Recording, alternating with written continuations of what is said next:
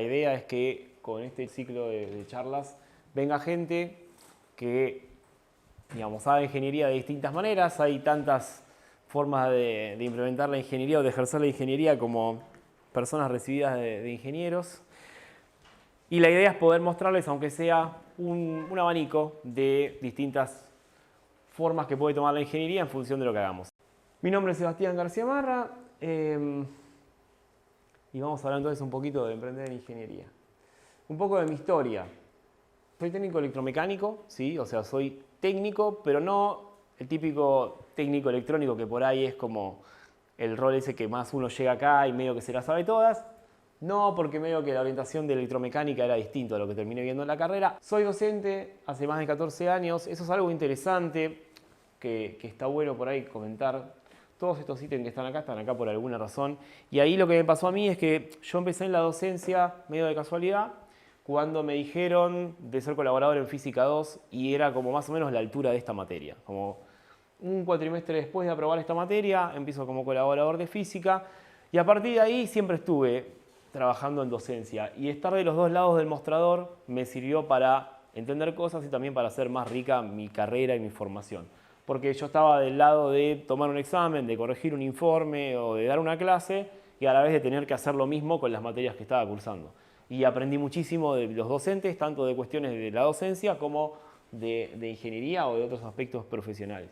Entonces ahí, digamos, si ustedes ven que les interesa la cuestión de la educación, de la enseñanza, que son didácticos, que les gusta explicar cosas, que lo que sea, y tienen la posibilidad, no tengan miedo, vayan, golpeen una puerta, hablen con un profe, digan quiero colaborar, quiero ver de qué se trata esto, y probablemente haya un espacio en algún lado para que aunque sea prueben qué onda.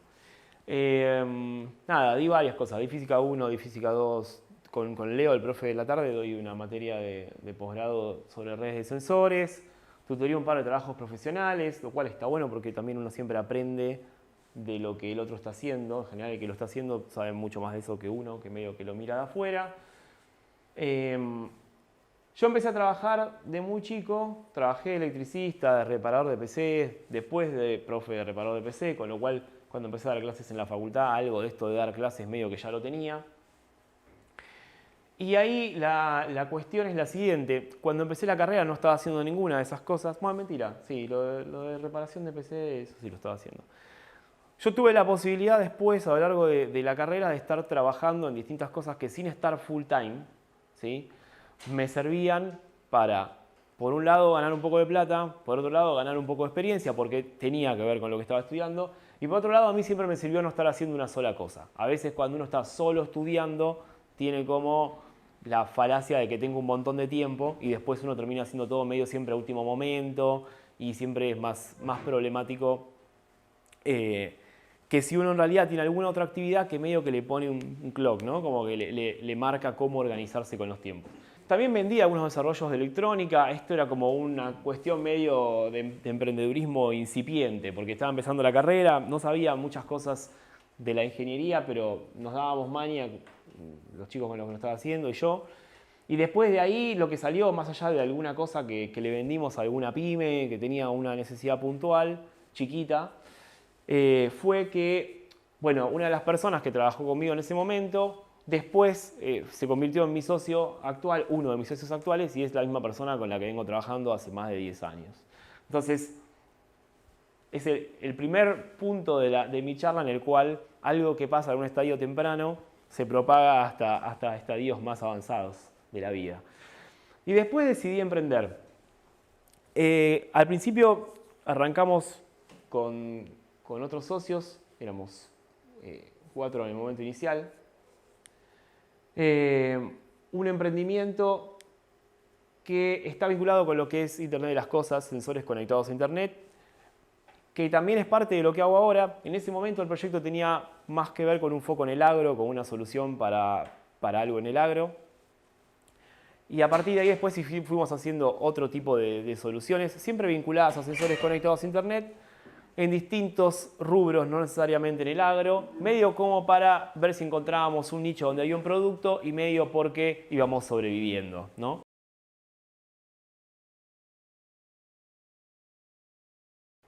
Mi emprendimiento es CentriSense, ¿sí? Pueden googlearlo, la página está ahí disponible. Y lo que hacemos es básicamente monitorear líneas de alta tensión. Dicho mal y pronto, es bastante más que alta tensión. Lo que hacemos es, ahora les voy a contar más, pero colgamos equipos en líneas de alta tensión, juntamos datos, los enviamos a internet, procesamos esa data y hacemos cosas. ¿Qué hacemos específicamente en CentriSense? Bueno, esto es como una infografía que muestra la idea general, ¿sí? Esto que está acá es un equipo, un dispositivo físico más o menos de este tamaño, de 1,2 kg o algo así, que se cuelga físicamente con esa pinza que tenía arriba de la línea de alta tensión, y a partir de ahí monitoreando principalmente vibraciones del conductor, ¿sí? Lo que tiene adentro es un acelerómetro. ¿Saben lo que es un acelerómetro? Algunos sí, otros no. Un acelerómetro es un chip que... ¿Cómo? Un acelerómetro es un chip que tiene la posibilidad de medir la aceleración de la gravedad, ¿sí? Es un chip que se fabrica con el mismo tipo de tecnología de fabricación de chip con la que se fabrica un microprocesador, pero es algo que internamente tiene algo mecánico, básicamente un capacitor, que le permite medir la aceleración de la gravedad. Si es un acelerómetro triaxial, puede medir en X, Y y Z. Y sabiendo cómo se descompone la gravedad en los tres ejes, uno puede medir distintas posiciones y con eso, por ejemplo, se mide o se usa para saber cuando rotan la pantalla del celu y la imagen se reorienta, es porque adentro tiene un acelerómetro. Si su celu es un poco más caro, seguramente va a tener otros sensores, va a tener magnetómetros, giróscopos, unidades inerciales, otras cosas, pero el acelerómetro es como el más básico de esos sensores. Y no solo podemos medir orientaciones, sino que también podemos medir vibraciones, ¿sí? Oscilaciones. Valiéndonos de eso, medimos una serie de cuestiones que nos permiten identificar, ahora voy a entrar un poco más en detalle, pero que un cable está cortado, que algo se cayó arriba del cable, la presencia de hielo y algunas otras cuestiones sobre las cuales después se puede alertar. La idea general es que los equipos que están colgados en las líneas mandan datos a través principalmente de la red de 4G a la famosa nube, de ahí los datos se guardan, se procesan con una capa de software cada vez más importante que tiene algoritmos de inteligencia artificial, machine learning, modelos físicos, etc. Y se derivan otras variables que no necesariamente son las medidas. Por ahí se mide la oscilación del conductor, pero se deriva otra cosa que me dice que el cable tiene hielo. Eso se muestra en un dashboard, ¿sí? En una página que entra al usuario, donde se reportan gráficos, alertas que se reportan al usuario por otros medios también. Se pueden generar reportes y distintas cuestiones que le permiten al usuario poder tomar decisiones sobre sus líneas. Bien, ¿cómo agregamos valor? Esta palabra valor después la voy a retomar, pero es importante preguntarse básicamente por qué alguien compraría lo que yo estoy vendiendo, ¿no? Hay tres, lo que nosotros llamamos verticales de servicio, en las que estamos ofreciendo servicios. Es interesante entender un poco cómo empieza todo esto. Ahora son tres verticales de servicio, ahora vengo a esto, pero cuando empezamos con esta idea de poder medir algo en la línea de alta tensión, se da porque uno de mis socios, que estaba en Chile dando una charla, le preguntan si, porque nosotros dijimos que teníamos un acelerómetro dentro de uno de nuestros productos, podríamos medir que la línea se corta y se cae. Colgando un equipo en la línea, podríamos medir que alguien, por ejemplo, se roba la línea, que es lo que les pasa, que les roban líneas de alta tensión. Entonces dijimos que seguramente sí. Colgamos este equipo, obviamente las primeras veces no anduvo, nos encontramos con problemas, los identificamos, los resolvimos, se hicieron varios pilotos, pero la primera aplicación del producto, su versión más básica, fue detectar que me cortaban el conductor, en principio porque me lo querían robar. Pasó el tiempo, fast forward, y llegamos a este momento en el cual hay tres verticales de servicio. La primera cosa que les cuento es, lo primero que hacemos hoy es DLR, Dynamic Line Rating. Básicamente lo que hacemos es usar el producto para poder decir cuánta corriente se puede enviar a través del conductor de manera segura. Yo puedo mandar corriente a través de un conductor a ciegas, pero si me fui de rango, ese cable se va a calentar, algo se va a quemar, las cosas van a salir mal. Ahora, la gran mayoría del tiempo esas líneas están subutilizadas, es decir, lo que se suele tomar como parámetro es que yo voy a operar esa línea al 10% de su capacidad. Eso es desperdiciar el 90% de la capacidad. ¿Y qué pasa? Que hoy es exponencial el crecimiento del uso de la energía eléctrica. Vehículos eléctricos, montones de cuestiones que tienen que ver con calefacción, que están pasando de ser gas o carbón o petróleo a ser eléctrico. Bueno, se está inyectando electricidad a la red por la cuestión de las energías renovables, etc. Y la idea es que si quisiéramos cubrir toda la demanda futura que se viene en los próximos años, con este mismo nivel de eficiencia necesitaríamos poner muchísimas más líneas y eso, además de ser muy costoso y ser proyectos que toman muchos años, por ejemplo, de mínima una década, también implica que habría que poner líneas en lugares donde no se puede. Entonces, poder decir a la línea que ya tengo, la uso correctamente, le extraigo más eficiencia, es muy importante. ¿Cómo hacemos esto? Bueno, hay modelos de Dynamic Line Rating que permiten saber cuánta corriente yo estoy mandando, básicamente cuánto se calentó el cable, porque lo que hay es como un límite de temperatura al que yo me tengo que poder acercar de manera segura, que solamente usan información climatológica, ¿sí? Servicios de clima, cuál es la temperatura en la zona, cuál es el viento aproximado, esos modelos se hacen desde hace bastante tiempo. Pero la idea es que esos modelos no son tan buenos como si yo puedo saber los datos de manera local. Entonces, la primera cosa que estamos pudiendo hacer es medimos la velocidad del viento transversal a la línea en el punto donde el cable está siendo afectado a partir de las vibraciones del equipo. Lo colgamos ahí, empieza a vibrar, medimos las aceleraciones de la gravedad, hacemos la matemática que hay que hacer y podemos determinar la velocidad del viento en ese punto. Eso alimenta un algoritmo que entonces permite decir, bueno, ok, considerando la temperatura ambiente y otras cosas, mi cable manda energía de manera segura o no. Sobre eso agregamos otra cosa que es una cámara que permite saber la temperatura del cable y con eso uno como que cierra el loop, porque el algoritmo tiene como salida la temperatura estimada del cable, pero si uno puede medirla y después ajustar ese algoritmo, bueno, entonces puede optimizar más el uso de la línea. La siguiente cuestión es todo lo que tiene que ver con lo que llamamos Early Fault Detection, ¿sí? Es la detección temprana de fallas, que es todo lo que tiene que ver con cuestiones estructurales del cable. Se cayó la torre, se cayó un poste, se cortaron los cables más o menos, pero se acumuló hielo y el cable está cediendo o empezó a fatigarse el cable. Hacemos análisis de fatiga de los conductores. De vuelta, a partir de la manera en la que el conductor vibra y usando modelos físicos que están estudiados, mejorados a partir de Machine Learning también, uno puede, o no necesariamente Machine Learning, a veces Machine Learning, a veces otras técnicas, uno puede extender los alcances de ese algoritmo y a partir de cómo este equipo colgado en la línea vibra y de saber el tipo de conductor y otras características, yo puedo decir, bueno, mira, está vibrando en un modo seguro o no. Y por no estar vibrando en un modo seguro, se está cortando la vida útil de este cable, hace algo al respecto o por lo menos sabelo. Ese algo al respecto puede ser, ya está tan gastado que lo tenés que cambiar, como no, venís bien, no tenés que gastar plata en cambiarlo, como agregar amortiguadores, que es lo que se suele hacer para bajar el nivel de estas oscilaciones. Hay más cosas, puede ser más complicado, pero básicamente va por ahí.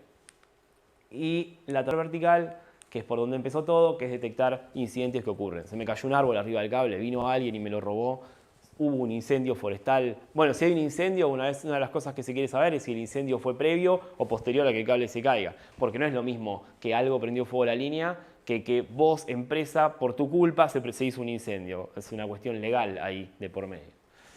Bueno, todas estas verticales de servicio las damos a partir del producto.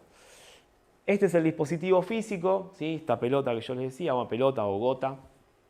Algunas cuestiones solo para entender de qué se trata la complejidad desde el diseño industrial y desde el hardware que está dentro.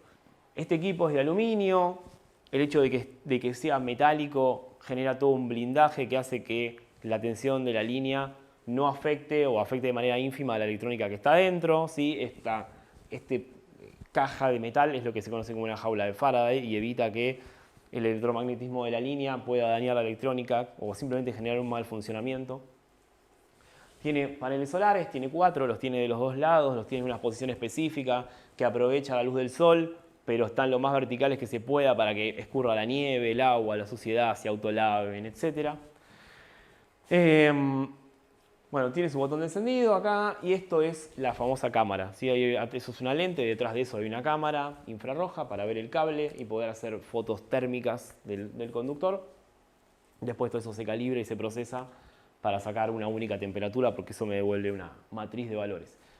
Y esto que está acá abajo son las antenas, ¿sí? El equipo se puede conectar a internet por 4G o por Wi-Fi, y además esta nueva generación, esas antenas también funcionan como antenas de GPS. Hay muchas cuestiones vinculadas a que esto esté colgado en una línea, expuesto al clima, no tiene que entrarle agua, hace mucho frío, hace mucho calor, hay zonas con inviernos larguísimos, como no sé, en Noruega o en Finlandia o en Suecia, digamos, los inviernos son largos y hay mucha nubosidad y hay pocas horas de sol. El equipo tiene que ser capaz de hacer un montón de cosas para poder bancarse y funcionar en entornos donde no va a cargar la batería de una buena manera. No solo porque haya sol o no, sino porque además si la temperatura es muy alta o muy baja, la batería no se puede cargar bien. Ustedes no pueden cargar su celular en cualquier condición. Bajo cero no carga. Y más de 60 grados no carga, o no es seguro cargarlo. Entonces hay un montón de cosas alrededor de eso que también afectan. Bien, ¿qué estoy olvidando acá? Creo que nada. ¿Dudas hasta acá? ¿Preguntas? Es una, si pueden detectar el dónde está el fallo y qué rango tiene del cable, porque si es uno en toda la línea o si tienen que poner uno en cada torre. Buenísima pregunta. La cantidad de sensores que se necesitan en la línea depende un poco de la aplicación. Para el caso puntual de un corte del conductor, tenemos estudiado que cada distancia entre dos torres se llama vano, ¿sí? Bueno, podemos detectar un corte de conductor hasta aproximadamente 3 vanos de donde se produjo, de donde está colgado el dispositivo. Es decir, si el dispositivo está colgado acá y a 3 vanos de distancia alguien corta un cable, por toda una cuestión mecánica de que toda la estructura está bajo mucha tensión mecánica y cuando todo se sacude porque se corta, vibra y se sacude el equipo también, podemos detectar eso. Después, si vos estás midiendo la temperatura de la línea, lo que debes hacer es como un análisis más de la ampacidad dinámica, digamos. Ahí podrías espaciarlos mucho más porque de hecho ahí lo que se busca es medir en lo que se conocen como vanos críticos. Los vanos críticos son aquellos puntos donde pasa algo distinto. Por ejemplo, arranca una montaña o sobre todo tenés quiebre, se llama, o sea, cambia de sentido la línea, porque vos estás midiendo el viento perpendicular a la línea. Pero si la línea cambió de dirección, entonces esto ya no es representativo de esta otra situación. Entonces eso también. Idealmente nosotros estamos buscando ir hacia un modelo que para todas las verticales del servicio que damos, la mayor parte de la complejidad pasa en la algoritmia y en la capa de software que tiene que ser suficientemente inteligente para poder predecir e informar todas estas condiciones necesitando la menor cantidad de dispositivos posibles. Pero los dispositivos son importantes, te dan información local, te dan lo que muchas veces se conoce como ground truth, que es nada, el dato ahí. Entonces a lo que estamos yendo es hacia un modelo en el cual necesitamos poca cantidad de sensores por cliente en lugares muy estratégicos que nos permitan alimentar los modelos para corregirlos y después tratar de operar con la menor cantidad de sensores posibles. Ese es el objetivo. ¿Había otro más? ¿Y cómo localizamos las fallas? Bueno, de vuelta, digamos, si es una falla del tipo más local, se me cayó algo arriba de la línea, etc. Hoy lo que nosotros decimos es que con un sensor cada 1 kilómetro más o menos podemos detectar cualquier cosa porque los vanos tienen entre 300 y 500 metros de distancia. Entonces, tu resolución es esa, no es de 10 metros, es de 1 kilómetro o de 1,5 kilómetros, dependiendo, pero el tipo de incidencia es de ese estilo. Lo que pasa es que, por ejemplo, con esto de que les robaban los cables, las distancias eran mucho más largas, porque si te robaban en poblados al revés, zonas donde no había población, por ahí tenían que recorrer muchos kilómetros con una camioneta para buscar dónde estaba el incidente que les produjo que varias ciudades se quedaran sin luz. Entonces, eso era más que suficiente para identificar el punto de falla. ¿Cómo es el mantenimiento de los equipos? ¿Es difícil mantenerlos? ¿Tienen que ir uno por uno manteniéndolos? ¿Hay algo que te indique que necesita un mantenimiento? Bien. No los adaptamos, lo que hacemos es simplemente ir aprendiendo de lo que vamos encontrando. Cuando vemos que hay algo que se puede mejorar, lo mejoramos. Pero no, básicamente la idea es que el equipo sea metálico, que sea hermético. Bueno, más o menos, esto que está acá abajo que se llama vent, lo que permite es ventear la humedad interna, se suele usar en muchos, si ustedes ven por ejemplo gateways o routers de Wi-Fi en plazas o lo que sea, no son completamente herméticos porque eso condensa agua y esa agua después cae sobre la electrónica y la moja, tienen que poder ventearla, así que la ventea. Después tema paneles solares optimizados lo que optimizamos ahí por ejemplo ahora son muchos aspectos del cargador. mucha ingeniería en extraer la mayor cantidad de energía de cada panel en cada momento, etc. Baterías, a veces la batería sí se adapta. A veces en zonas de frío estamos instalando baterías especiales que funcionan mejor en temperaturas cercanas a cero o bajo cero que las baterías comunes. Pero bueno, es la misma tecnología de batería, hay algunas optimizadas para frío, digamos. Y lo otro era, perdón. Mantenimiento. Y el mantenimiento, sí. A ver, hacer mantenimiento en terreno es muy costoso. Estamos hablando de algo que vos colgás en una línea, ¿sí? Que en general cuesta miles de dólares volver a hacer algo ahí. Necesitas permisos, tiempos, bueno, habilitaciones. Hay zonas que son por ahí hasta riesgosas de ir por distintas cuestiones, digamos, sociogeopolíticas, incluso diría. Entonces no es fácil. No es fácil y la idea, y eso nos pasa desde el principio, porque cuando hacíamos cosas para el agro era un poco lo mismo. Es como, bueno, esto tiene que andar en el medio de la nada y no hay nadie para ir a resetearlo. Así que mejor que no se cuelgue como tu teléfono porque estamos mal. Bueno, entonces se implementan infinitas cosas para evitar tener que ir a terreno. Desde lo físico del dispositivo, también podemos hablar de la forma. Las formas redondeadas tienen que ver con evitar efecto corona, efecto punta, si están cursando física 2 o cursaron. Digamos, la idea es evitar que se acumulen cargas en zonas que después produzcan descargas con el aire por ruptura dieléctrica, como decíamos cuando estudiamos los capacitores. Porque eso produce ruido que es audible y en las zonas de poblados la gente se queja de que las líneas hagan ruido. Las líneas hacen ruido sin colgar esto, pero si encima colgamos un coso que además hace más ruido, hay límites para eso. Y después también produce desgastes. Por ejemplo, en este resorte hay bastante efecto corona, se llama. El hecho de que esté continuamente habiendo descargas eléctricas daña los materiales. Entonces también tenemos test hechos para eso. Por ejemplo, este equipo está probado que funciona en líneas hasta 500.000 volt, digo, con ciertas cuestiones.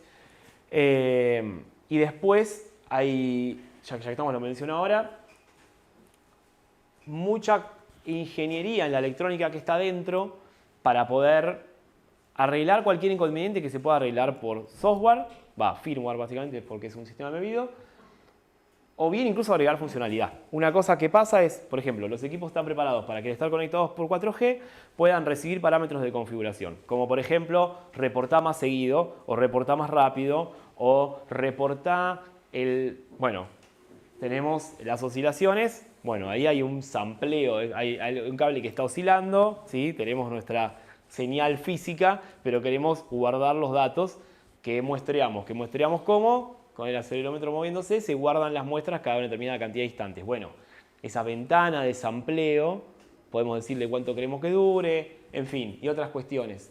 Pero además también puede actualizarse por completo como si fuera un celular. Básicamente se conecta al servidor y pregunta, che, ¿tengo una actualización nueva? Y si sí, se baja toda una actualización del firmware que le cambia completamente la funcionalidad. Ahí hay mucha ingeniería en si esa bajada falla, tengo que puede seguir funcionando con lo que tenía. El que baja tiene que ser capaz de actualizarse de nuevo. Si se rompe el update, lo perdí.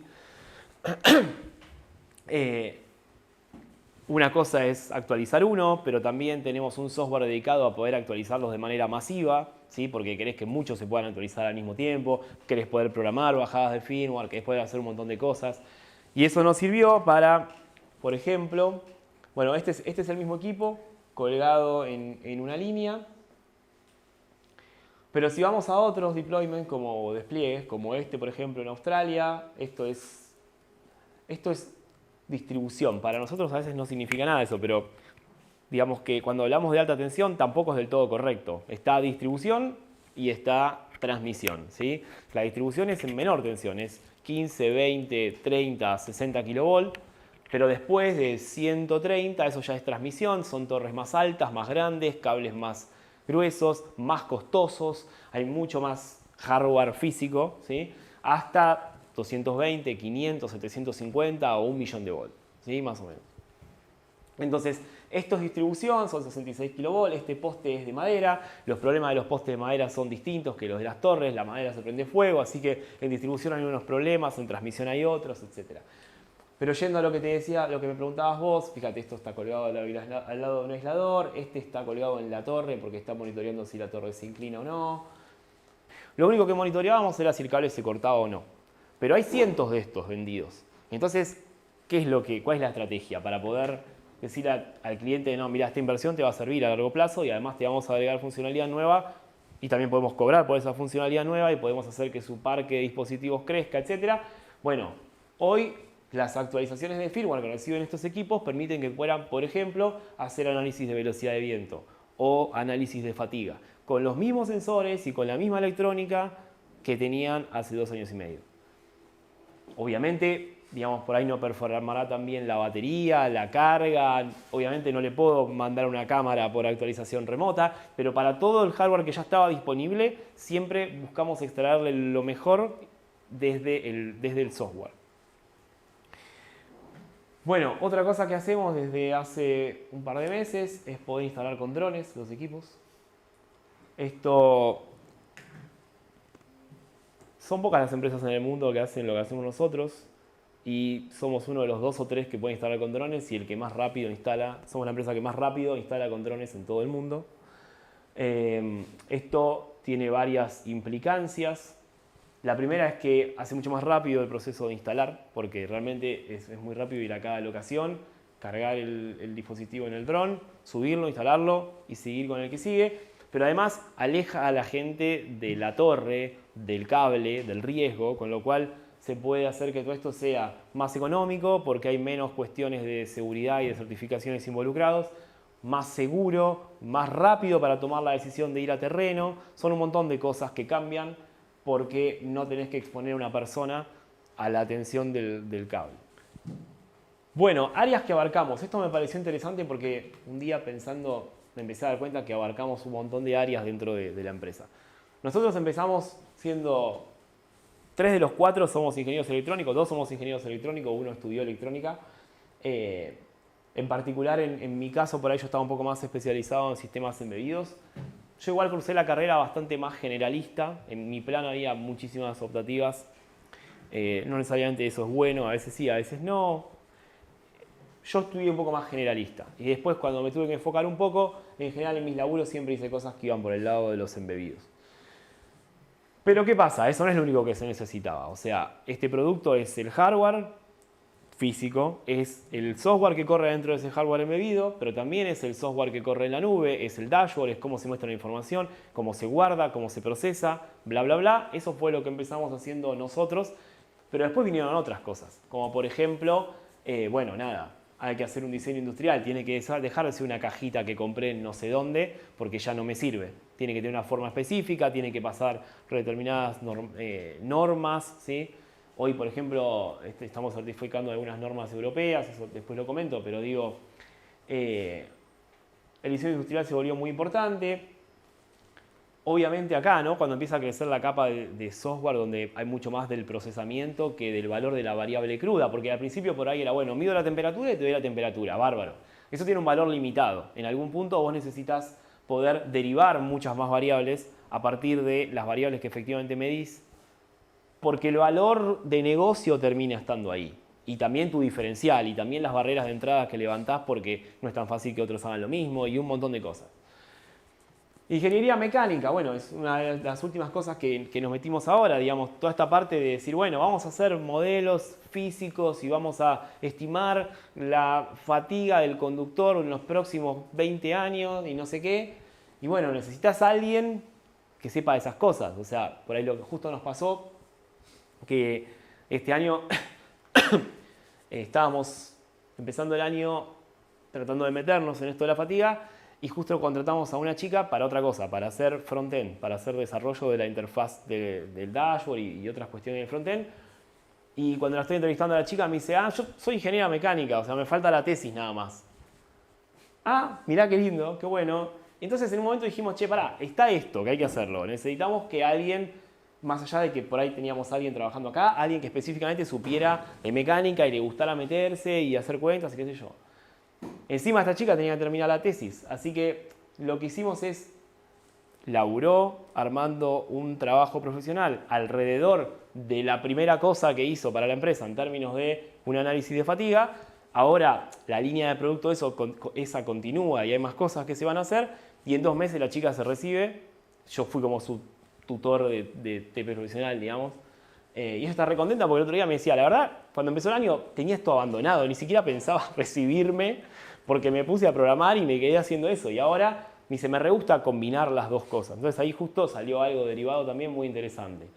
Y después esto también, la ingeniería de materiales. Nos faltaba alguien porque era como, bueno, está bien, el diseño industrial, pero después hay que entender más de los materiales para entender cómo se va a comportar tu equipo en determinados entornos, pero también tenemos que aprender de los cables. No todos los cables son iguales, hay cuestiones que afectan a la corrosión, el corte de las hebras, si se cortan hebras del cable, el cable empieza a oscilar de formas que también son formas de desgaste que hay que analizar. Hay montones de tipos de cables con un montón de cosas raras. Ahora hay cables hasta que llevan fibra óptica adentro del cable para medir condiciones, está como parte del núcleo del conductor. Hay cosas muy, muy raras. Y todo eso involucra que alguien que sepa de verdad de materiales diga, bueno, ok, por ejemplo, cómo va a interactuar la pinza agarrada al conductor con que se generen gotas de agua que en ese punto produzcan corrosión adicional. Esto es una imagen 3D de la placa de una de las últimas versiones que desarrollamos. Y esto es el board de 4 capas. ¿Por qué está esto acá? Porque todo está por algo acá. Y la razón en este caso es contar que todo este desarrollo se hizo en KiCad, ¿ok? Una de las cosas que hacemos en la empresa es trabajar lo más que podemos con herramientas libres.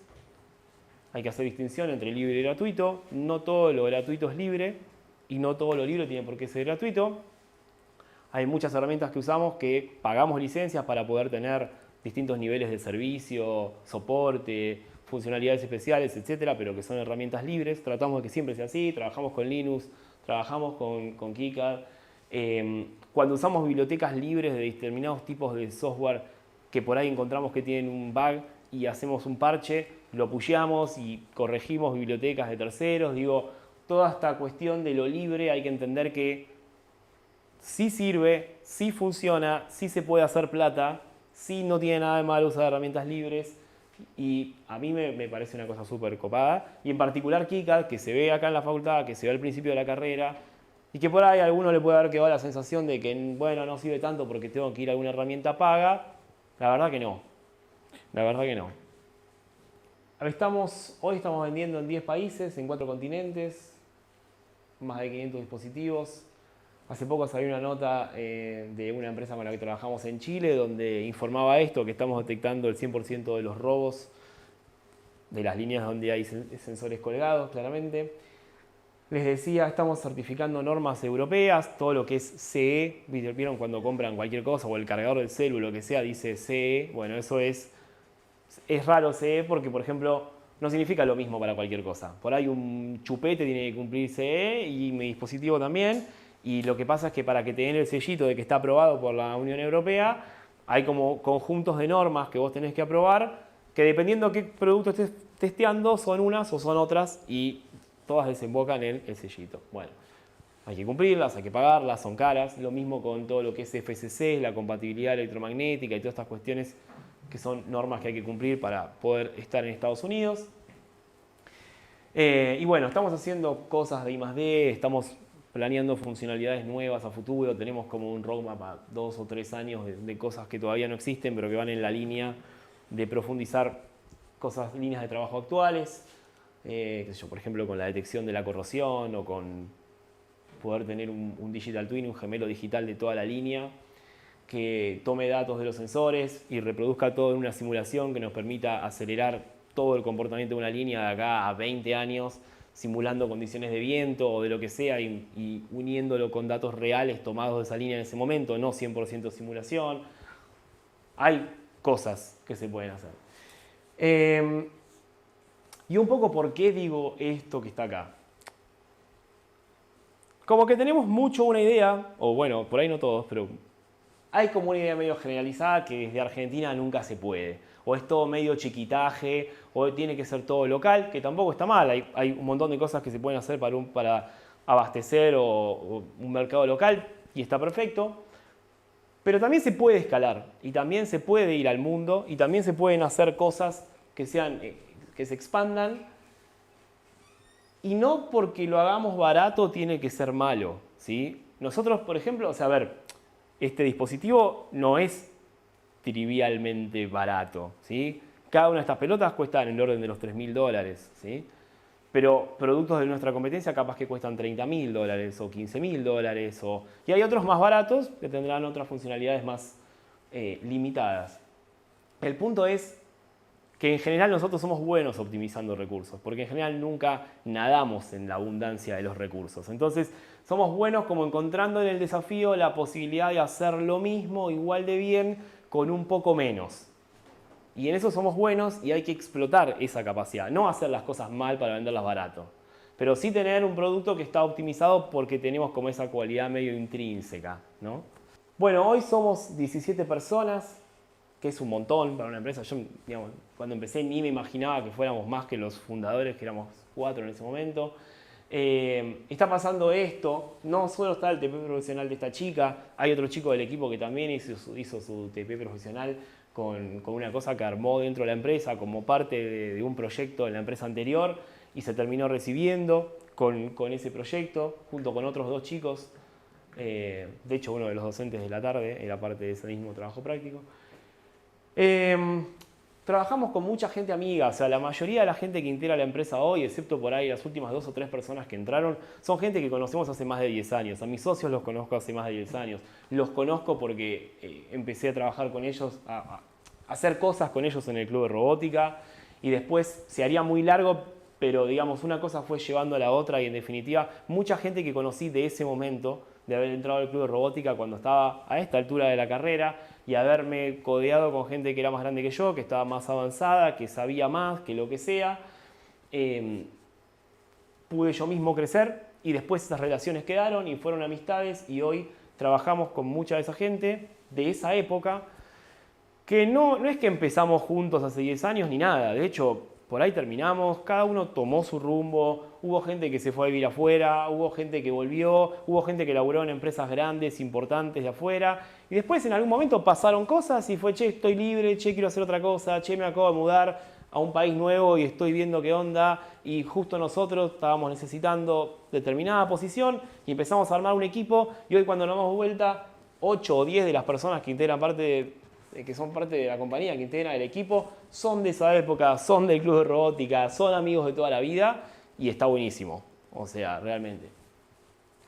Y bueno, después, qué sé yo, esto también, o sea, otras cosas, qué sé yo, hay muchos intangibles, pero cuando alguien está comprándose una casa o construyéndose una casa a partir de lo que puede estar haciendo dentro de la empresa y además podemos trabajar todos juntos y bien y contentos y haciendo algo que nos copa, está bueno, es algo gratificante.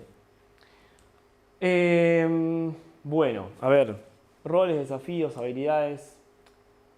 Esto lo pongo acá porque cuando uno arranca un proyecto nuevo, en general tiende a creer que va a poder estar trabajando solo de aquello que le gusta hacer. Me gusta programar, me gusta diseñar placas, me gusta lo que sea. Bueno, si somos estudiantes de ingeniería o ingenieros, es probable que vaya por ahí. Puede gustarnos otra cosa, pero en principio va por ahí. Y la verdad es que para armar una empresa uno tiene que hacer un montón de cosas. Cosas que no sabe, de las cuales algunas va a aprender y les va a gustar, y otras por ahí no, y hay que hacerlas igual, o bueno, por ahí hay que repartirse los roles también. Una cosa que nos decían mucho a nosotros es que éramos 4 perfiles técnicos, que eso no iba a funcionar nunca, porque quién iba a vender y no sé qué. Bueno, funcionó. Por ahora funcionó. Con 10 años me conformo igual. Si me fundo mañana, bueno, igual gané. Entonces, lead generation, ¿sí? Esto es generación de ventas, buscar nuevos clientes básicamente. El account management es todo lo que es, bueno, ahora yo ya tengo un cliente, pero tengo que hacer un seguimiento de ese cliente, tengo que ver en qué estado está, qué le gustó, qué no le gustó de mi producto, cómo puedo hacer un upselling, cómo le puedo vender más servicios sobre lo mismo, cómo hago que ese cliente me lleve a otros clientes, en fin. Después logística y operaciones administrativas, bueno, particularmente si sos una empresa que hace cosas que tiene hardware, vas a tener una logística física de mover cosas alrededor del mundo, importar, exportar, etc. Pero si no, igual las operaciones son todo, desde cuestiones administrativas de la empresa, de los empleados, de lo que sea, hasta lo que se te ocurra digamos, de pagar una licencia de un software o lo que sea, cae en esa cajita. Y después en particular, el rol que está arriba, o sea, roles seguramente hay muchos más, estos nuclean algunas de las cosas que me parecieron relevantes cuando armé la presentación. Mi rol es el de arriba, yo hoy soy Product Manager en la compañía. El rol del Product Manager básicamente toma muchas... Primero es un rol relativamente moderno, tiene tal vez con ese nombre 20 o 25 años, ¿no? Que se empezó a delinear de esa forma. Pero toma muchas formas dependiendo qué tipo de organización es, qué tipo de producto vendés, qué tamaño tiene la organización, etc. Hay como un montón de cuestiones. Yo nada más describo algunas tareas que hacen por ahí a mi rol en una empresa de tecnología, del tamaño de la nuestra, etc. Una de las cosas que me ocupo es de comunicar internamente y de interpretar las necesidades que tienen los integrantes del equipo para poder cumplir sus cometidos. Sanidad mental también, llamémosle si quieren.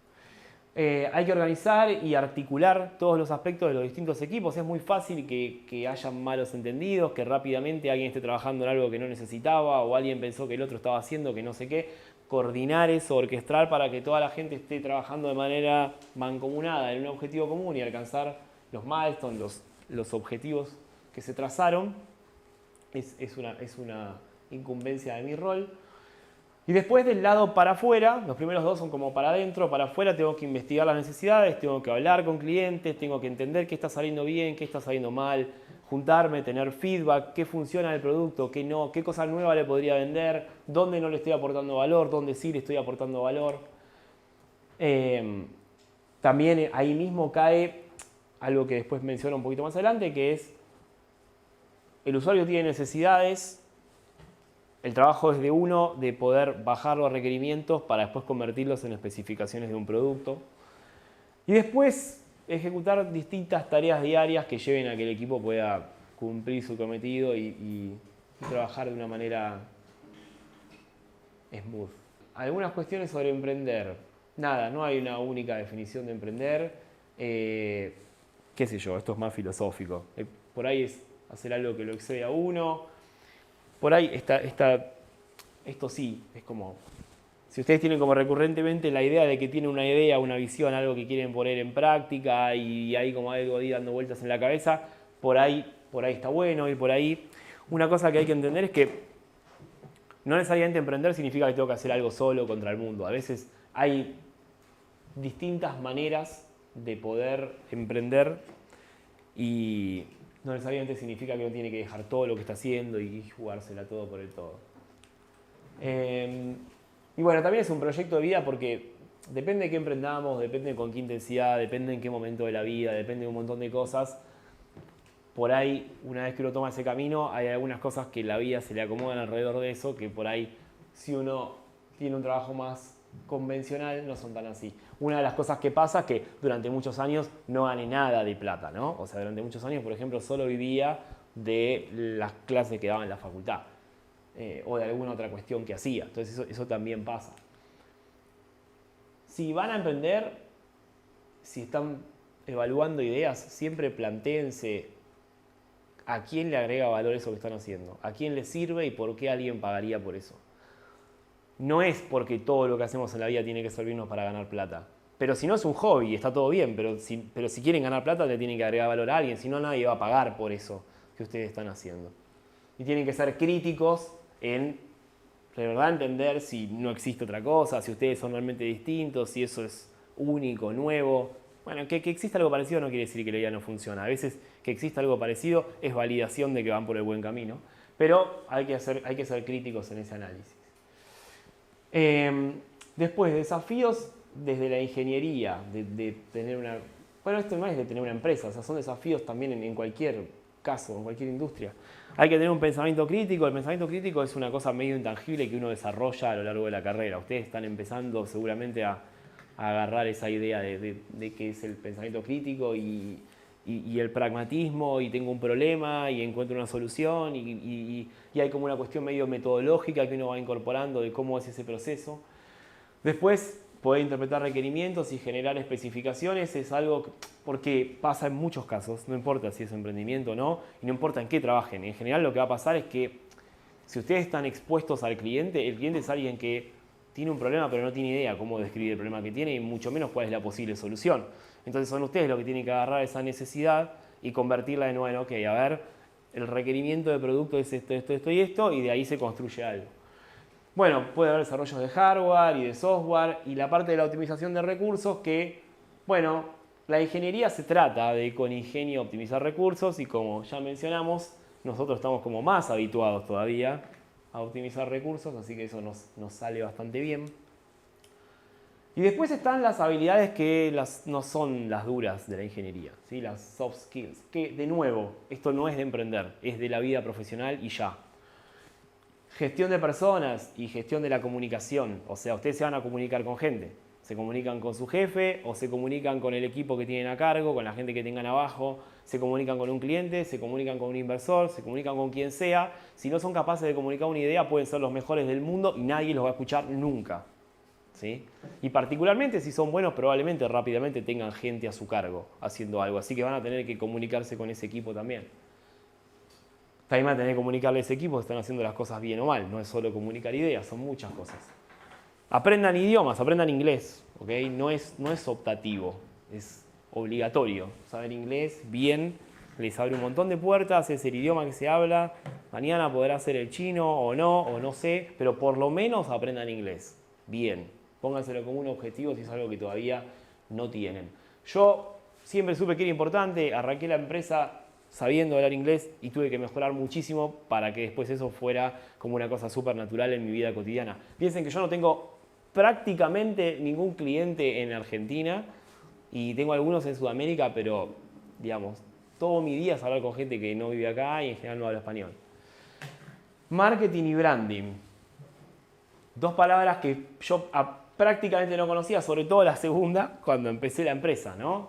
Hay que saber venderse, hay que saber hacer el marketing alrededor de lo que uno hace, hay que saber posicionar la marca, hay que saber hacer una serie de cosas que en general también uno va medio que va pateando para adelante. Nosotros recién hace un par de años, bastante después de haber empezado, también por una cuestión de no disponer de recursos o lo que sea, como que nos enfocamos en hacer esas cosas.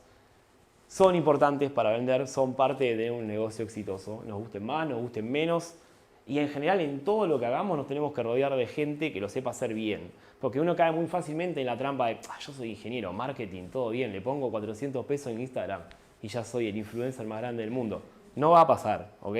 No va a pasar, hay gente que hace estas cosas y que las hace bien, entonces a veces hay que ir a buscar a quien las hace bien. Y después esto, ¿no? Lo contable, lo financiero, lo legal, lo que en general nunca nos gusta, pero todo es importante por alguna razón. Digo, si no sé nada sobre mis finanzas, voy a gastar más de lo que podía y me voy a fundir. Fin del cuento. Las cuestiones contables terminan involucrando a aspectos legales de la empresa, el fisco, los empleados. Digo, hay montones de cosas ahí que yo tropecé un montón de veces con todo eso por no entenderlo, hasta que a poco fui entendiendo cómo funcionaba y después me cambiaban las reglas otra vez. No, bueno, las reglas cambian, pero hay algunas básicas que son medio siempre las mismas. Y después están los aspectos legales, ¿no? Que son muy importantes porque uno diría, bueno, ya está, contrato un abogado y bueno, y listo. Pero más o menos, porque incluso si uno tiene como la chispa de decir, che, acá puedo tener un problema, necesito tener contratos, necesito tener un marco legal para todo lo que voy a hacer, el abogado no sabe de ingeniería. Entonces lo que pasa es que es uno el que tiene que estar ahí entendiendo de qué se trata, entendiendo qué es ese contrato que se está estructurando. Digo, estoy hilando un poco fino, pero se lo estoy haciendo para evitarles algún problema a alguien que lo vaya a descubrir por las malas por sí solo. Entonces, nada, un problema legal podría ser desde que me roben la propiedad intelectual de mi producto hasta que no me di cuenta que iba a tener que devolver un montón de plata si hacía algo mal, ¿no? Ni hablar que muera alguien, pero igual ahí más allá de los contratos no queremos que muera nadie. Entonces, para eso hay otra cuestión, otra recomendación que es: existen las aplicaciones que son mission critical y las que son non-mission critical. O sea, las cosas que si las hago mal o si falla mi producto, alguien muere, y las que no. No hagan las que sí, hagan las que no. Porque el otro es mucho más difícil, ¿sí? O sea, para hacer aplicaciones o productos donde si las cosas salen mal, alguien puede salir herido, necesito como toda otra estructura y como todo otro universo de cosas que no es para emprender y ir viendo qué onda. Entonces empiecen por cosas que, bueno, si fallan, bueno, qué sé yo. no fue tan grave. Alguien perdió un poco de plata. Bueno, está bien, eso se arregla distinto. Esto es una anécdota breve, solamente para destacar que a veces las cosas pueden salir muy mal. Esto nos pasó muy al principio de la compañía, cuando estábamos con el primer producto, que era para monitorear silobolsas, sachet de leches enormes que adentro guardan grano en el medio del campo.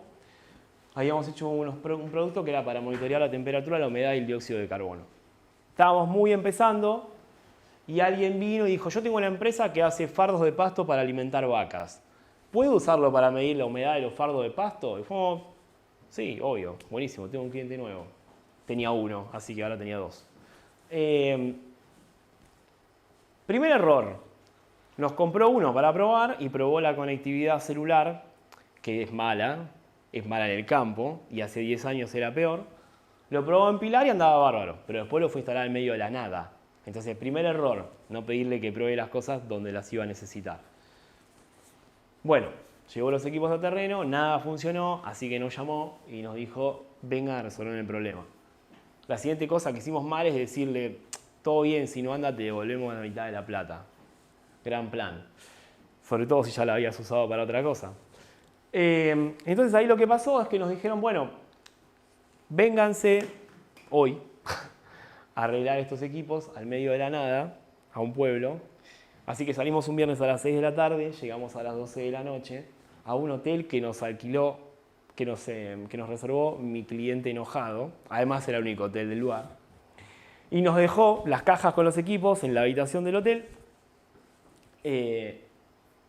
Bueno, esa era la situación. Digamos, acabábamos de llegar, no habíamos comido, no íbamos a dormir tampoco y al día siguiente teníamos que ir a lo desconocido a instalar cosas que tampoco sabíamos por qué no andaban ni cómo las íbamos a arreglar.